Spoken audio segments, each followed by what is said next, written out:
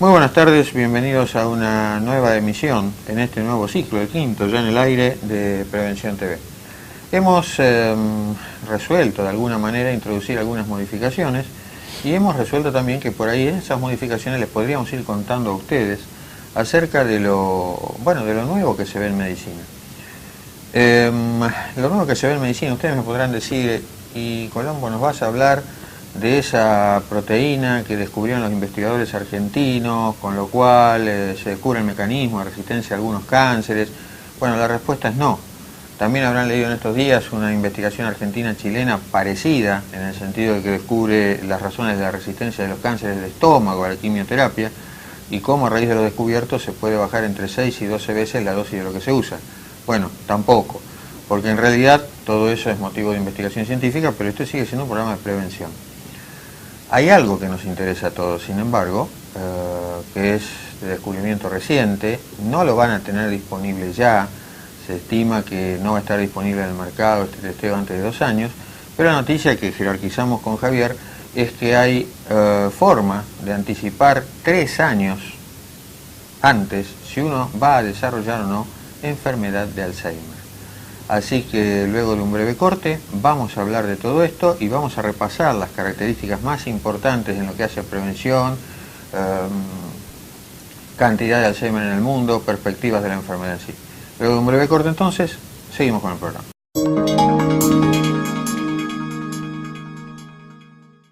Bueno, un saludo al doctor Ejido y al doctor Guerra. Nos adherimos al programa de ellos con mucho gusto y placer. Acá en nuestra peluquería en Chic Man en Quilmes. Un abrazo grande y éxitos.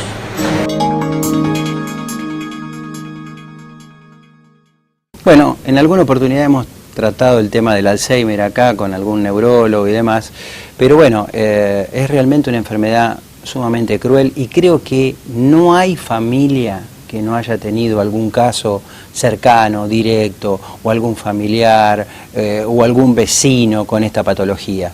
A propósito de lo que dice Javier, piensen que, aunque después puedo ampliar el número, para los 65 años su chance de tener un Alzheimer fluctúa entre el 1 y el 2%. Ahora, para el paciente que cruzó la barrera de los 85, 20 años después, la posibilidad ya es del 20%. Sí. 1 de cada 5. Es exponencial el crecimiento respecto a eso. Si en los 65 años hacemos un Alzheimer precoz sería a los 60, es el 1% de la población, ¿no? Después vamos a ver qué características especiales pueden llegar a tener esos pacientes que tienen un Alzheimer a los 60 años. A los 65, como dijo Fernando, es el 2%. Y cada 5 años ese número se duplica.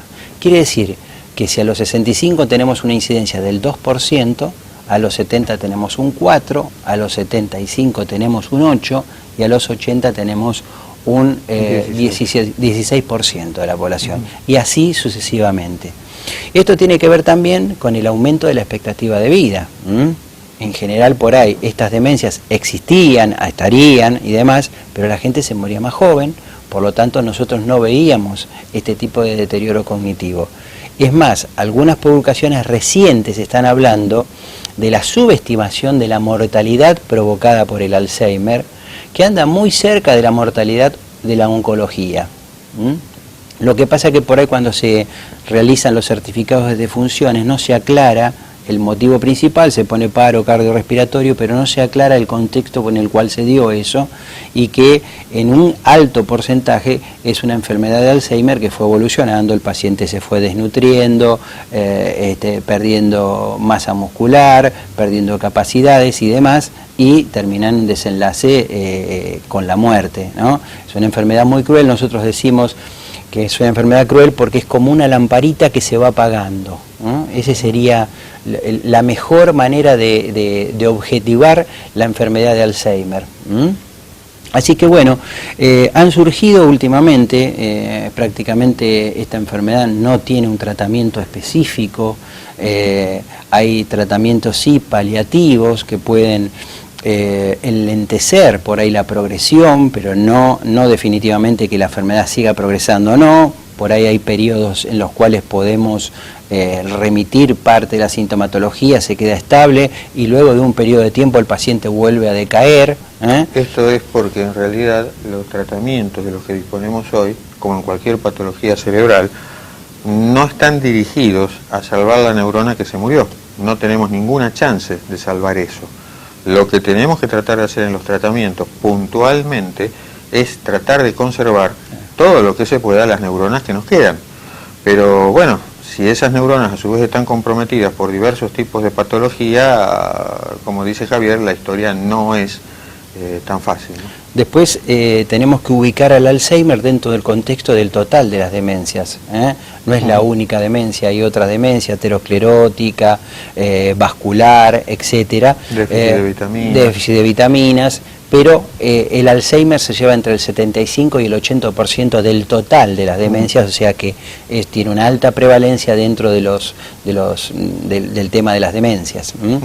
Entonces, bueno, lo que queríamos transmitirle hoy es una esperanza hacia el futuro. Se está trabajando puntualmente en 2 universidades, en Estados Unidos y en Suecia, muy seriamente con el tema, y lo que se ha descubierto, que en parte Fernando lo adelantó en el inicio del programa, es que un grupo de investigadores estadounidenses agarró un grupo de personas de 70 años y les hizo dosajes de sangre, en la premisa de buscar algún marcador o algún biomarcador que me pueda predecir qué paciente va a poder desarrollar la enfermedad. O sea, anticiparnos, como dijo Fernando, 3 o 4 o 5 años a la enfermedad, al deterioro cognitivo. Fundamentalmente, cuando hablamos de deterioro cognitivo es el tema, en general los pacientes empiezan con un déficit de memoria. De memoria. Después, de los acontecimientos recientes. Más reciente, es decir, tienen fijo, perfectamente claro todo lo que le pasó con anterioridad, pero pierden su capacidad de concentración y de poder fijar lo reciente, lo actual, dónde dejé una cosa, seguir una conversación, se pierden en la conversación, provocan, es decir, cambios en la conducta del paciente, conductas por ahí, en algunos casos se pueden tornar pacientes que eran muy tranquilos a lo largo de toda su vida, se pueden convertir en pacientes muy agresivos, agresivos para la familia, y todo este contexto de enfermedad realmente provoca un deterioro enorme dentro del grupo familiar. Nosotros sabemos positivamente, cuando estuvo la vez pasada el doctor Politei acá, nos comentó que el cuidador, o sea, la persona que está a cargo de un paciente que tiene esta patología, un Alzheimer, en general el 20% de esos pacientes cuidadores tienen un síndrome depresivo como consecuencia. Entonces, bueno, pero bueno, la buena noticia que tenemos es que están trabajando sobre estos biomarcadores y algo ya han detectado. en la enfermedad, puntualmente en Estados Unidos, han encontrado 10 clases nuevas de lípidos en sangre, que no son los tradicionales como el HDL, LDL, sino una subclasificación de lípidos, fracciones más pequeñas. Fracciones mucho más pequeñas, y que la presencia de algunos de ellos, por ejemplo, podrían predecir con 3, 4, 5 años de antelación qué paciente podría llegar a desarrollar un Alzheimer. Bien, o sea, tengan sí. presente esto. Nosotros ya en cardiología, más allá de que el colesterol malo sigue manteniendo su vigencia, buscamos ya otros marcadores. Por ejemplo, buscamos marcadores de si la pared arterial está inflamada o no, porque una cosa de estas puede hacer que aún con un colesterol malo, bajo, el paciente tenga problemas lo mismo. Es decir, la idea es ir un poco más allá y anticiparnos de alguna u otra manera al problema. Esto no tiene, lo que nosotros buscamos, concretamente la proteína C reactiva, PCR, que van a ver muchos de ustedes en los análisis, no tiene implicancia hoy por hoy todavía en el estudio del Alzheimer, ni tiene la capacidad tampoco para un evento coronario de predecir con tiempo como la gente que investiga en Washington. Pero de cualquier manera lo que queremos que quede claro es eso. Si bien el nivel de LDL es muy importante, es una suerte de estudio preliminar, pero no una cuestión definitiva como para que uno se pueda quedar tranquilo. Claro, y aparte, como todas las cosas, tiene que ser un estudio de laboratorio que pueda ser repetible, comparable en una cantidad importante de pacientes, porque se ha tomado por ahí una población de 520, 700 pacientes, y han hecho se necesita, como cualquier estudio multicéntrico, una mayor cantidad. Bueno, vamos a un breve corte. Lo que viene va a ser muy interesante, así que quédense ahí, no toquen el control remoto. Vamos a hablar sobre otros hallazgos que aparecieron en cuanto a investigación para darnos una expectativa de a qué paciente puede tener un Alzheimer, y después vamos a hablar de cómo debe manejarse la familia con la enfermedad instalada, y cómo sería el tema para encargar el programa, la patología del problema. Así que vamos a un breve corte y continuamos con el programa.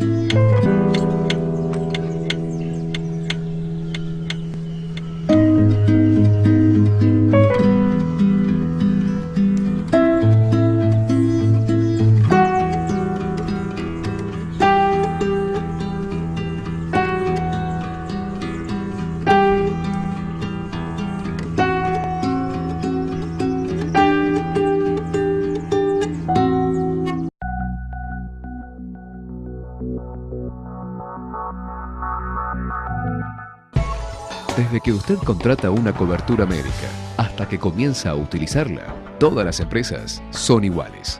Después, es mejor que sea el Círculo Médico de Quilmes, quien le ofrece a través de Femeva Salud Quilmes y Emedic una real libre elección del profesional en su consultorio particular y beneficiarse con su aporte de ley.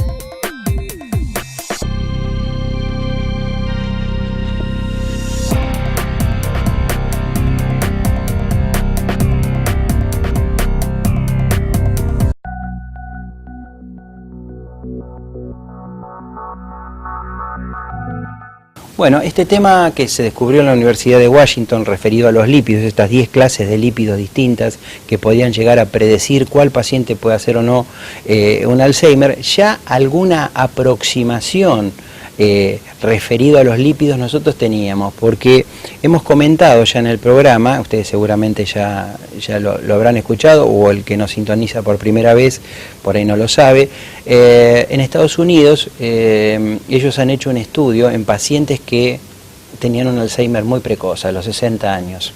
Entonces, ¿qué hicieron? Esta gente fue a buscar las historias clínicas de esos pacientes 30, 35 años hacia atrás. Como no había informática en ese entonces, buscaron las historias clínicas y como son muy prolijos en todo, por supuesto esas historias clínicas estaban, y había dos factores en común que marcaban un poco la tendencia de por qué esos pacientes estaban padeciendo un Alzheimer precoz. Uno era el colesterol elevado, por encima de 300 miligramos, y por ahí para esa época no se le daba la importancia ni la trascendencia. Hoy hablamos de 300 miligramos y nos alarmamos de una manera gigantesca porque estamos hablando que cada vez los valores de referencia como normales se están achicando. Todavía vemos en algún laboratorio como 250 un valor normal, pero está más cerca de los 170 y de los 180 es el valor total del colesterol. Así que ustedes imagínense esos pacientes con 300 miligramos de colesterol hace 25 o 30 años, no se le daba ni la trascendencia ni la importancia, ni tampoco teníamos el arsenal terapéutico para tratarlo como lo tenemos hoy. Y el otro factor común, aparte del colesterol, era el tema de la hipertensión arterial. Eran pacientes con 15, 11, 16, 11, 17, con presiones elevadísimas para la actualidad nuestra, y que en ese momento decía, sí, tiene un poquito alta la presión, pero no se le da mayor trascendencia. Entonces las dos cosas potenciadas, por un lado el colesterol desmedido y elevado, y por otro lado la hipertensión no controlada adecuadamente, generaban este deterioro cognitivo acelerado y aparecían pacientes, o sea, ellos vieron que ese factor común de colesterol y presión alta era un factor muy presente en todos los pacientes que tenían un Alzheimer precoz a los 60 años. Y algo de esto le puede estar sucediendo a alguno de ustedes que están mirando el programa. Es muy común, y a vos Fernando te pasa también, algún paciente que nosotros lo vemos muy hipertenso, y él interpreta como que mi valor normal de presión es 15-10 o 15-11, y cuando viene la pregunta de decirle qué medicación está tomando y cuánto hace que la está tomando, y dice, sí, hace más o menos 4 o 5 años. ¿Y cómo se llama la medicación? No recuerdan la medicación. Entonces tienen que llamar a la secretaria, que es la esposa, para que, claro, para que nos diga la cantidad de remedio que está tomando este hombre. Entonces, eso es un primer paso que ya nos indica que hay cierto grado de deterioro cognitivo en ese paciente. O sea, hay síntomas de la enfermedad que por ahí a los 45, a los 50 años ya comienzan a insinuarse, y una de ellas es esa, es la pérdida de capacidad de concentración o de no prestar atención a las cosas, y empieza a trasladarse en el deterioro cognitivo. Hasta allí el diagnóstico diferencial más obvio que hacen los pacientes es falta de concentración por estrés. También es cierto, también puede ocurrir, pero en relación a lo que dice Javier, todos los factores de riesgo que conocemos para enfermedad coronaria son todos también factores de riesgo para el Alzheimer, y más allá, por supuesto, de los 60 años. Que yo no tenga un Alzheimer con 60 o 65 años no implica que si sigo hipertenso o dislipémico no lo tenga con 70 o con 75 o en una edad más lógica. En realidad, cuando uno habla de qué puedo hacer para evitar el Alzheimer, los capítulos son varios. Lo primero, lo fundamental, es que los factores de riesgo, los mismos que me preocupan cuando me llevan a un cardiólogo y después me lo olvido, es decir, el azúcar, el colesterol, los triglicéridos, la presión arterial, el cese del tabaquismo, todo eso, así como nos lleva un infarto agudo de miocardio, así como nos lleva un accidente cerebrovascular, es también factor de riesgo para un Alzheimer. La única diferencia es que cuando yo contraigo el Alzheimer deja de ser un problema para mí y pasa a ser un problema para la familia. Pero el punto es que eso es lo primero que tengo que tener presente siempre. Los factores de riesgo controlados. El segundo punto que hay que mantener siempre, porque también es útil para evitar el Alzheimer, es el ejercicio aeróbico. Ese es otro capítulo que uno piensa cuando estoy excedido de peso, cuando subí el colesterol, cuando me dicen que tengo insulina resistencia, pero a nadie se le ocurre voy a salir a caminar para no tener Alzheimer. Y sin embargo, es también una herramienta fundamental. ¿Hay una dieta? Sí, hay una dieta para el cerebro, si lo quieren decir así. Si uno se va a plantear una dieta para el cerebro, lo primero que tiene que pensar es en pescado. No es una cosa frecuente, no le gusta a mucha gente, pero por lo menos comer pescado 3 veces en la semana. Sirven las nueces, sirve el vino tinto, sí. Y antes que nadie me diga nada, el vino tinto, como lo recomendamos los cardiólogos, un vasito y nada más, porque si ustedes se pasan de revoluciones en el consumo de alcohol, eso también lleva a una demencia, se llama demencia de Korsakoff. Es decir, el alcohol es una de las mejores expresiones de esas cosas que en baja cantidad son benéficas, pero en alta cantidad son tóxicas o incluso matan. El chocolate también es una cosa muy importante para el cerebro, pero uno tiene que saber, en el caso del chocolate una vez más, cómo lo come, porque todos los efectos del chocolate se pueden perder si sumo calorías y contraigo a raíz de esto otra serie de problemas. Tiene que ser chocolate amargo o tiene que ser chocolate en forma casera a partir del cacao y por supuesto siempre en cantidad moderada.